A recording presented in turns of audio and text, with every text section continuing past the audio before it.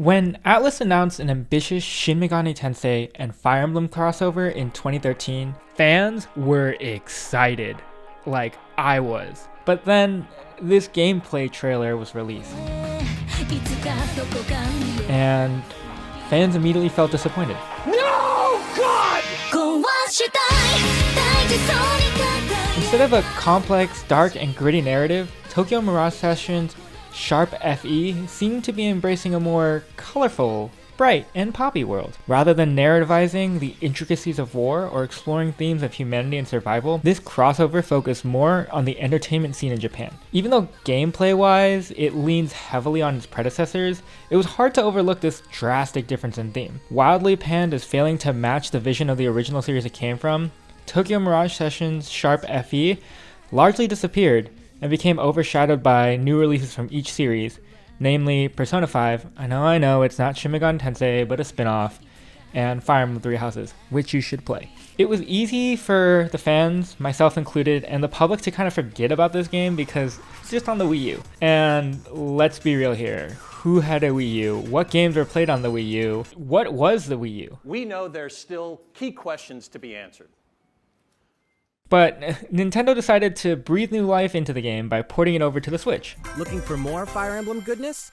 Then say hello to Tokyo. With a second chance on the Switch, does Tokyo Mirage Sessions Sharp FE Encore really have what it takes to become a household franchise, to live up to the dreams that fans had for it when it first was announced? I mean, short answer, maybe, but honestly, probably not. But it also has a chance.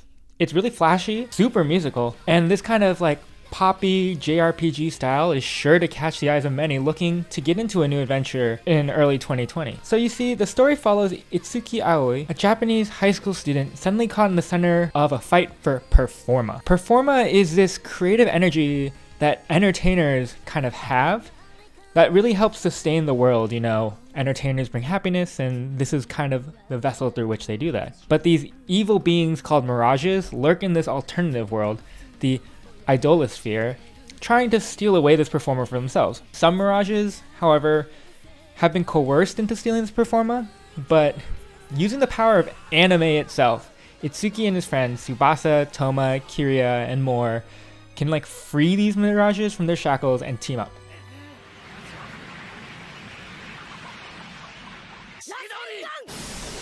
If this story and this theme weren't enough to qualify it as the most JRPG game on the Switch to date, this is a dating sim. It's confirmed. You can flirt with all your teammates, making the one true and obvious love interest, Tsubasa, jealous all the time, be given suggestive comments by your manager, and really dress up your teammates in whatever costume you like, so when you go on that extra special date, it can be super nice and you can love what they wear. I knew it was a dating sim. Are you kidding me? But really, the most important option you're given in this dating sim is whether or not to let Tsubasa wear glasses. No other game dares to be this bold, this scandalous, with its character design. Honestly, it held me up. Should Tsubasa wear glasses or not?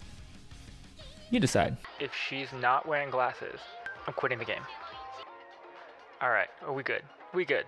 But wait, if you're not feeling like a Japanese teenager suddenly caught in interdimensional warfare over a mysterious substance just yet, you'll be reminded of this every 2 seconds by a text message from your teammates.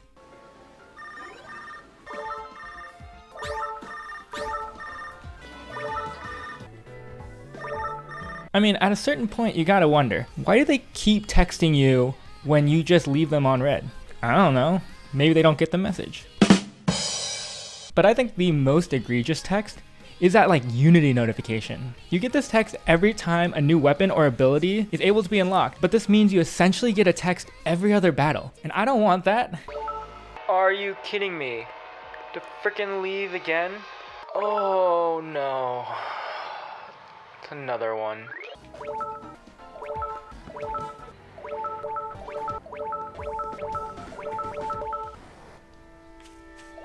Which brings me to the gameplay and combat. ATLUS, why is this so convoluted? I get that this was supposed to be a mix between Fire Emblem grid-based tactical style and Shin Megami Tensei's turn-based battle system, but like, how did those two things end up in this? As a brief summary, Itsuki and 2 other party members fight using their Mirages. They can use either a physical attack or a spell. Physical attacks come in one of 3 variants: sword, axe, or lance. Skills can be elemental attacks, fire, ice, electric, etc., stat buffs or debuffs, or an enhanced physical attack. Every battle that you and your Mirage automatically special attack attack level up all your your partition of party fire members, emblem stat by one of your party You members. get But new skills. when your Mirage levels up, mastered to perform a new character, you take enough anything from them. These are also their stage rates that will give you instant radiant skills. That was a lot.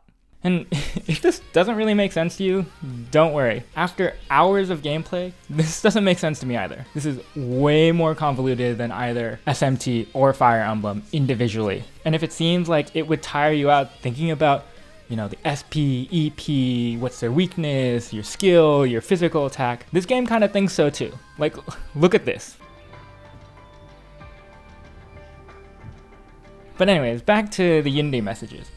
Whenever you get one of these, a new Carnage form, or weapon, or Radiant skill, passive ability, becomes unlocked. Not getting these puts you at a severe disadvantage in battle, but to get them, you need to leave the dungeon you're in, go to the Fortuna office, talk to Tiki, get the same message you got that the new Carnage or Radiant skills were available, and unlock the skill. Then you'd go back to the dungeon, fight one battle, and bam, another text. Lather, rinse, repeat.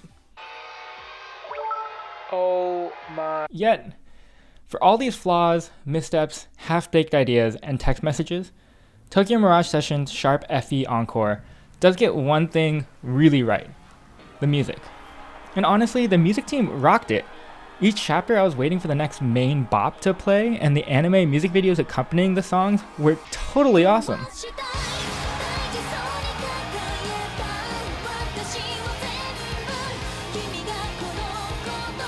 Every song was a straight bop. That is other than Yashiro's Black Rain. Wow. Which, quite frankly, I could have done without. That and the Unity messages. Are you kidding me? But if these Billboard-topping tracks weren't enough, composer Yoshiaki Fujisawa's masterful artistry infused even the most banal scenes with some of the best musical accompaniment.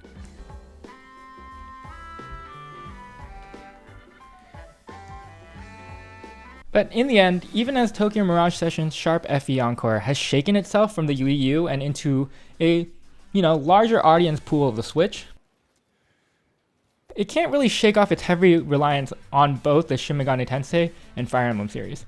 It's a game where it's hard to appreciate the nuances of the battle system and design without playing the games it takes inspiration from.